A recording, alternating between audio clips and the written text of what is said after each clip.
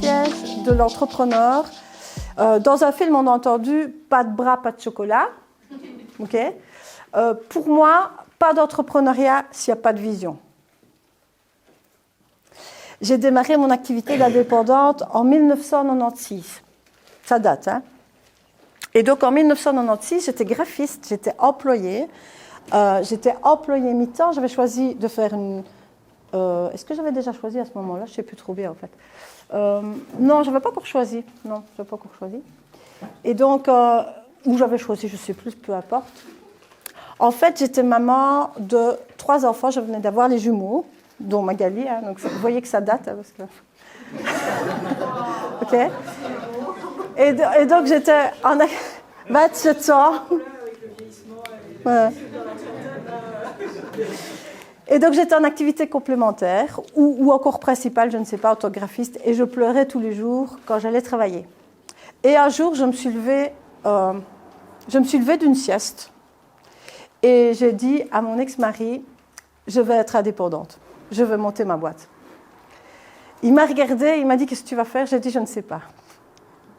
Et donc, j'ai perdu énormément de temps, je l'ai fait. J'ai développé ma boîte grâce à un livre, comme quoi, vous voyez, il y a des référents parfois qui nous invitent à avancer. Et ce livre, c'était un livre d'Anthony Robbins que j'ai lu et qui m'a boosté et qui m'a dit, allez, vas-y. Mais j'ai démarré cette activité parce qu'à ce moment-là, on ne parlait pas de couveuse, d'accompagnement d'entreprise, etc. J'ai démarré cette première entreprise sans vision. Et donc, je ne savais même pas, donc ce qui m'intéressait à ma vision, c'était être indépendante et surtout quitter ma boîte, mais je ne savais pas quoi faire. Et donc, j'ai tâtonné. J'ai perdu énormément de temps.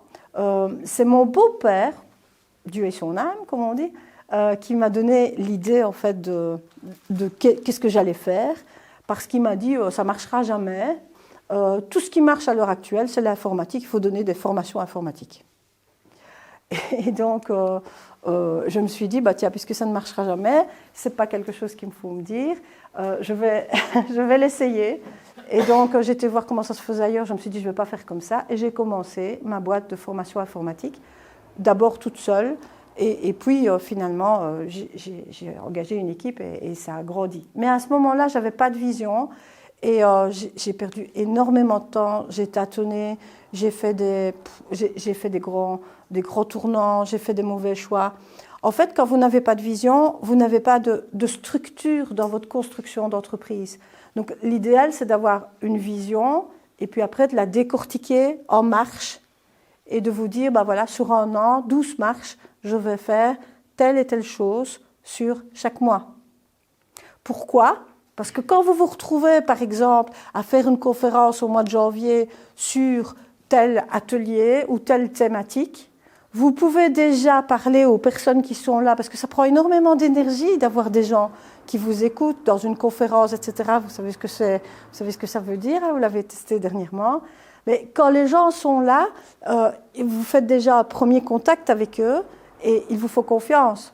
Et donc, c'est le moment, évidemment, de pouvoir leur parler qu'au mois de juin, parce que vous l'avez déjà planifié, vous allez faire telle et telle chose. Et là, alors, les gens, ils commencent à vous suivre. Donc, l'idée de faire une vision, c'est aussi pouvoir décortiquer ce que vous allez faire au fil du temps et pouvoir aussi proposer aux personnes sur du long terme et pas quelque chose one shot et puis on attend, il n'y a rien qui se passe et puis on est découragé. Donc, ça vous permet de maintenir un cap sur ce qui est essentiel et de structurer votre travail. Donc, ça veut dire quoi si je parle de structurer votre travail ? Ça veut dire que de faire une vision, de le répartir en objectifs, ça va vous permettre d'abaisser vos stress et notamment tous vos drivers. Je pense à qui ? Je pense au driver du travailloman parce que si jamais il a décidé au mois de janvier d'arriver là, de faire telle et telle activité, quand il a fait son travail du mois de janvier, il peut être rassuré parce que le reste se passera en février. Donc il y a une forme de rassurance sur le fait de structurer son travail pour les travaillomanes, parce qu'autrement, ils ont toujours l'impression qu'ils n'arrivent pas à faire les choses. Pour les autres, je pense aux rebelles et aux rêveurs, le problème, en fait, c'est que si vous n'avez pas une ligne, ça va être éparpillé et vous n'allez pas terminer en fait les choses que vous aviez prévues. Donc la structure va vous aider. On a parlé tout à l'heure d'une certaine forme de discipline. N'oubliez pas que la créativité, pour être créatif, il faut un cadre.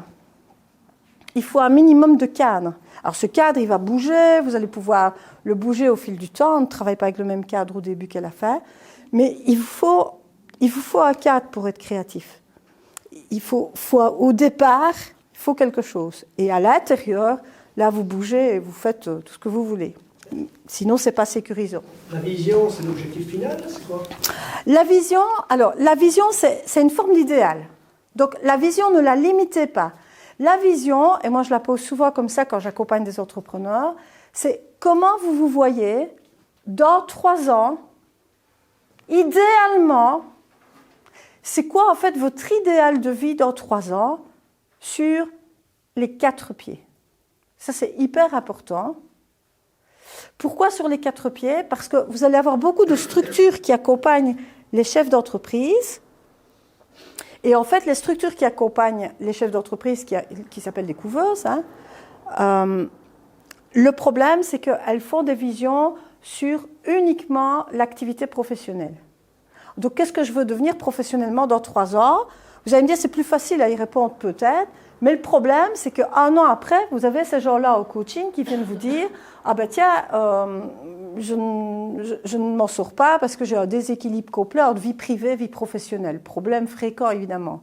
C'est normal que vous allez déséquilibrer votre équilibre vie privée et vie professionnelle si, à un moment donné, vous n'avez pas travaillé l'équilibre global. On l'oublie, en fait. On fait focus sur son objectif professionnel, mais on oublie le reste. Donc, c'est hyper important de faire votre vision, de créer votre vision sur vos 4 pieds. Qu'est-ce que je veux dans 3 ans au niveau privé? Qu'est-ce que je veux au niveau social? C'est quoi mes besoins au niveau social? Est-ce que moi, j'ai besoin de sortir régulièrement, sinon je pète un câble? Est-ce que c'est quoi dans ma zone personnelle, de quoi j'ai besoin pour garder mon énergie, mes ressourcements? Est-ce que j'ai besoin d'aller conduire ma voiture et d'aller rouler vite? Est-ce que j'ai besoin d'aller me promener seule? Il faut conserver du temps. 24 heures, c'est 24 heures. Et donc, l'idée de travailler la vision vous permet de comprendre qu'on va répondre à un besoin fondamental et qui va s'accentuer très fort, c'est le besoin de sens. C'est-à-dire qu'à partir du moment où vous travaillez une vision globale, vous mettez du sens à ce que vous faites. Parce que c'est ce vers quoi vous voulez aller.